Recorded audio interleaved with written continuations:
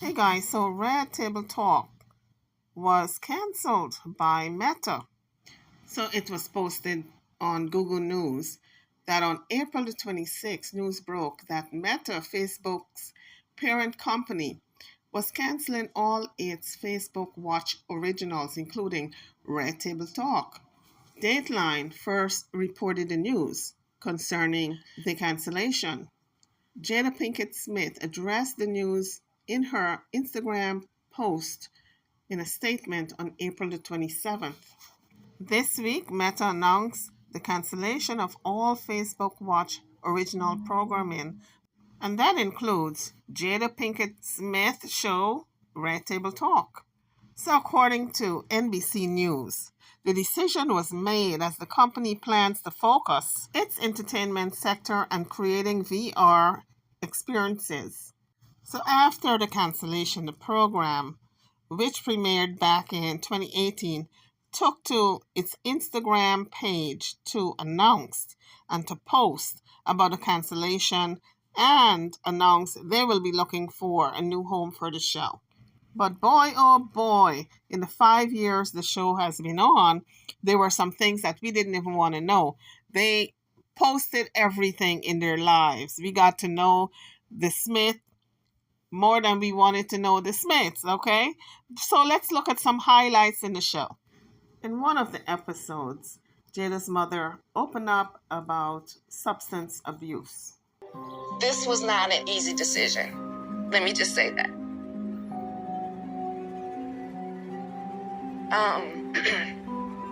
It's difficult to talk about something that is gonna go out to the world. I think I didn't find out my mother was addicted to heroin until I was in my teens. I could tell when my mother was high. She couldn't make it on time to pick me up from school. Or she's nodding off, falling asleep in the middle of something. You just realize, oh, that's not being tired. That is like a drug problem. I couldn't hide the unmanageability of my life and the emotional damage and the spiritual damage that I did to myself and to her. You know, that was devastating. Alcoholism and drug addiction runs through my family, and I've had my own addictions that I've had to get over, and just made me realize that really great people just get caught up. I abused drugs for over 20 years. There's a stigma and a stereotype attached to addiction that makes it difficult for people to seek the help that they need. That is absolutely true. There's such a stigma attached to it that people suffer in silence instead of going and treating the disease and getting help. They're so worried about what other people are going to think. Even their doctors they've known for years, they think the doctor is going to think less of them and look down upon them, and they don't go for help. And so people suffer in silence, and when you don't go for help, it becomes a cycle. You decide not to use, and you put it down for a while, and then some type of stress will trigger it, and you will either pick up that alcohol again, or the drug again, or the gambling again, or because there are other types of addictions. It's not only substance abuse. It could be gambling, it could be pornography, it could be a number of things. But that was Jada's mom talking about her addiction to heroin. Jada pretty much was very transparent in everything, every aspect about her life, her family, her mother, her grandmother she brought on the show. And Jada opened up about how she was a hard liquor drinker from an early age. And she also added that marijuana and ecstasy was added to create a cocktail of all three. So Jada explained that her path to sobriety began when she was filming the movie The Nutty Professor back in 1996. Jada also discussed in season 1, episode 27, the backlash that was created when Jordan Woods discussed the backlash created around Tristan Thompson's kiss and Khloe Kardashian's reaction. So, in that episode of season 1, episode 27, Jordan came on the show to discuss that kiss, that famous kiss she had with Tristan Thompson, who was then the boyfriend of Khloe Kardashian and the father of her daughter, True.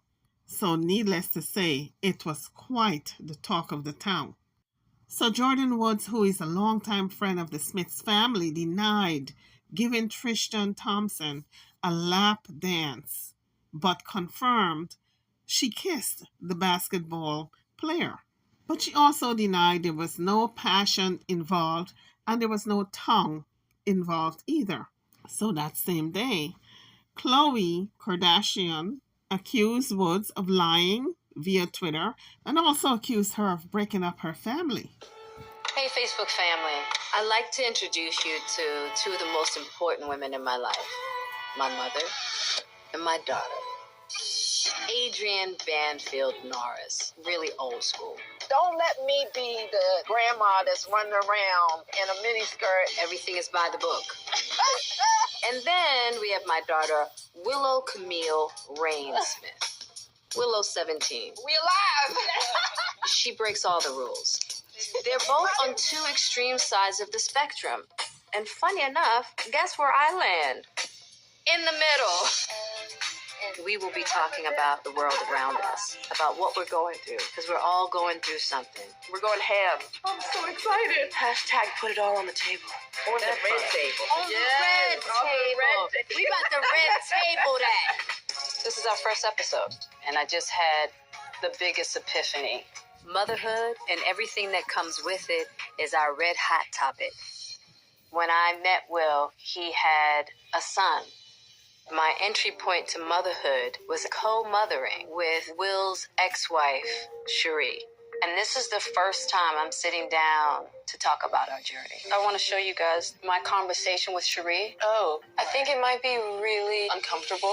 Bitch, you living in a house I picked out. I never wanted you to be in that situation. Like, not date Will at all. So, guys, that was a little entry into episode 1. And after episode 1 was done with, everyone realized this show was going to be scintillating, interesting, and very controversial. And it was indeed. But for all intensive purposes, everyone, I think, got to a healing point, even the children. They were able to discuss their issues without any restrictions. And I think it was therapy for the entire family because the public did not realize how much damage these people were doing towards each other. There was a lot of healing to be had. For years, we saw this perfect family, but they were not. And so they broke it down. They were open, very open with the public, and they told us like it was. So we got to look into their lives, a little glimpse into their lives. And we appreciate it because it made us all very, very comfortable in opening up to the people around us. So the show started off with a bang. And Jada brought into her show her ex-husband's wife, Cherie. And I think most of us were not expecting that. But Jada did express regret for dating Will while he was still married to Cherie. Noting, because I did not understand marriage, I did not understand divorce, I probably should have fell back. And she only said that because in her marriage, she got to see the dynamic. And if another woman came into the picture with Will, that would only complicate matters as you're going through this difficult time in your marriage. So she understood now that she should not have even entered the picture when Will and Cherie were still married. They were still working through their problems. And I think Jada got a real sense that if she had not stepped into the picture, maybe Will and Cherie would have worked it out and they would have been married today. Because clearly both of them still have love for each other. I don't know if they're still in love with each other, but they have love for each other. Another highlight in the show was the alopecia that Jada is suffering now with. And she talks about it in depth on the show. So let's take a listen to just a little intro that she had before talking about it in depth. This is a really important red table talk on alopecia. Considering what I've been through with my own health and what happened at the Oscars, thousands have reached out to me with their stories. I'm using this moment to give our alopecia family an opportunity to talk about what it's like to have this condition and to inform people about what alopecia actually is. Now, about Oscar night, my deepest hope is that these two intelligent, capable men have an opportunity to heal, talk this out, and reconcile. The state of the world today, we need them both. And we all actually need one another more than ever. Until then, Will and I are continuing to do what we have done for the last 28 years. And that's keep figuring out this thing called life together. Thank you for listening. Following Will Smith's Oscar slap of Chris Rock during the Oscars in March of 2022, Jada took some time away from RTT, the Red Table Talk Show, to focus on other endeavors. When she returned, the actress began with an episode about alopecia and its devastating impact on people. And during the show, Jada sat down with a panel of people who also suffered from alopecia to discuss their struggles, daily lives, and more concerning and surrounding the alopecia issue.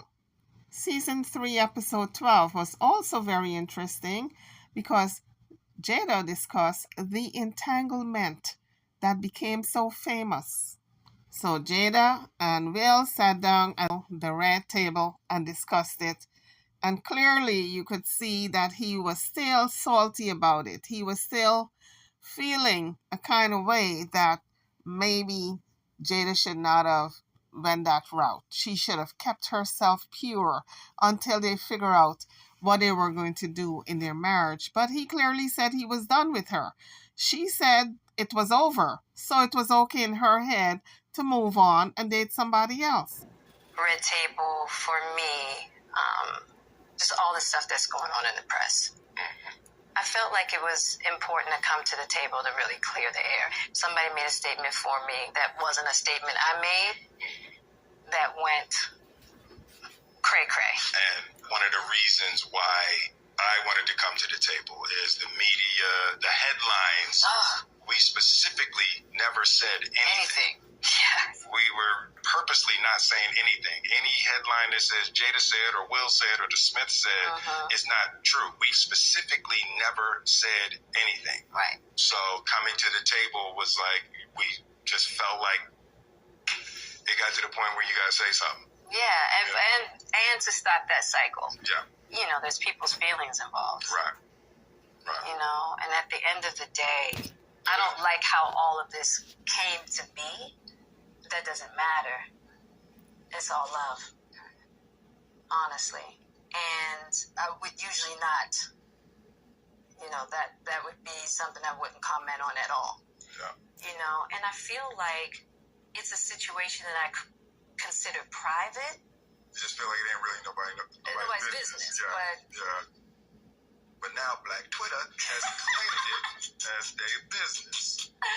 But, you know, I feel like it's healing that needs to happen. And I know there's a lot of stuff going on in the world right now. Yeah. Even though this is minuscule, I do feel like it's these kinds of things that create the world that we're in. And the idea of not communicating, not talking about it, not clearing the air, and just being as transparent. Just being transparent. And I'm here with you. Yeah, I thank you for that because you've been on a hell of a journey with me. So that's what we're going to start with. This is a very personal journey. Yeah. That became very public. Yes, absolutely. For whatever reason. So what happened, Jada? Okay, so let's start with, I guess about 4.5 years ago. Yeah. I think it was about 4 years ago. Started a friendship with August. And we actually became really, really good friends. And it all started with him just needing some help, you know, me wanting to help his health, his mental state. Because for me, that was the thing when Og first came around, he was really sick. He was really sick, yeah. And the outpouring for him from our family was initially about his health. Yeah. And I mean, we found all those different resources, you know, to help pull him through. And from there, you know, you and I were going through a very difficult time. Yeah. And we decided... I was done with your ass. Yeah, you kicked me to the curb. I was done with you. Yeah. Marriages have that, though. Marriages have that. Yeah, we broke up. We decided that we were going to separate for a period of time, and you go figure out how to make yourself happy, and I'll figure out how to make myself happy. Well, at that particular point in time, it was indefinite. Yeah, I really felt like we could be over. We were over. And then what did you do, Jada? Well, you know, I think from there, you know, as time went on, I got into a different kind of entanglement with August. And one thing I want to get clear about and clean up, one of the things that was kind of swirling in the press about you giving permission, which is, you know, the only person that can give permission in that particular circumstance is myself. Yes, exactly. Yeah. But what August was probably trying to communicate, because I could actually see how he would perceive it as permission, because we were separated amicably. Yeah. And I think he also wanted to make it clear that he's not a homewrecker, which he's not. I think so. I mean, because this is your red table, and you like brought yourself to the red table. I think you need to say clearly what happened. As far as what? You and I decided we were going to take our space, and what happened? Yeah, and then I got into an entanglement with August. That's what I said. An entanglement? Yes. Yes. A relationship. Yes, it was a relationship. So it was quite a memorable moment when Will joined Jada at the red table to discuss this transaction. So August Encino claims that he had Will's blessing to begin a relationship with Jada after they met in 2015. So in this episode, as we clearly heard, Jada confirmed that they did have a relationship, an entanglement, and Will wanted to get it clear. I guess he wanted to solidify it in his mind that they had a relationship. And yes, she did confirm it. So those were the memorable moments in Red Table Talks history. So guys, drop your comments. Do y'all think that this show is going to be picked up by any other network? I'm over and out. Don't forget to like, share, and subscribe to my channel and to this video. When you come on the page, don't forget to hit the like bell. Thank you for watching. I'll see you guys on the next video.